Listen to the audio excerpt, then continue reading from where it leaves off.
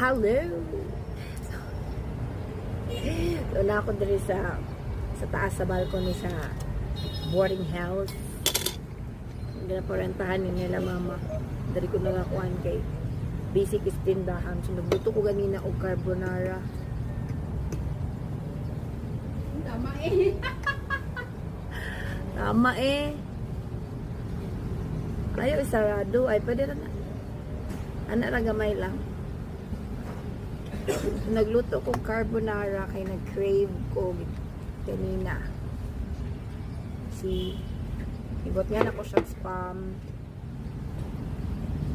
So, nakakita magod ko sa Facebook lagi lang. Lisod di magkita-kita ta sa Facebook yung mga pagkapagkaon kay mag-crave ta.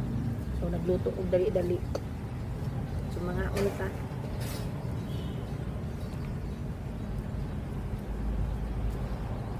Nabugnaw na noon siya.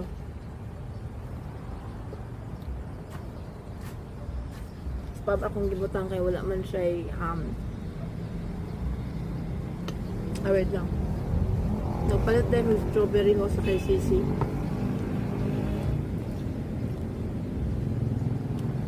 Gagmay ni Korean strawberry daw siya atong tilawan kong lami. Akong di ba naay ka ng strawberry farm sa Kapatagan? So tamis magutong strawberry dito. So i-try na to kung tapos sa tuloy tamis silang strawberry dito. Di ba na nahugtan magud mi dito na asa na Korean nga variety pero nahugdan mi kay lagi daw gi pang harvest na tanan. So kani nagpalit kong Korean. Dagko ni siya compare ng isa. Oh, dagko kayo na siya. Ang price ani sa KCC, gamay na lang ni sa KCC. 663. Ano? 663 Korean strawberry. Mas dagko ni siya compare ni Korean man puding isa. Pero gagmay siya nga tayo. Lami man gud pud tong na dito sa Kapatagan.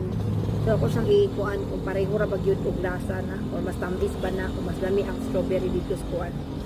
Or walay pinagkaiba, mahal-mahal na gid siya. No, pero pag ko berries.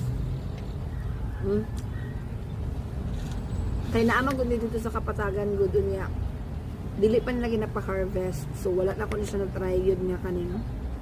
Fresh ba? Fresh man o dili man ni frozen. Ang akong na-try ano is frozen kanang gembutang sa smoothie. Pumoto. Try na to na ron. Nangatol naman ko dagaglamok. Naon na wait lang.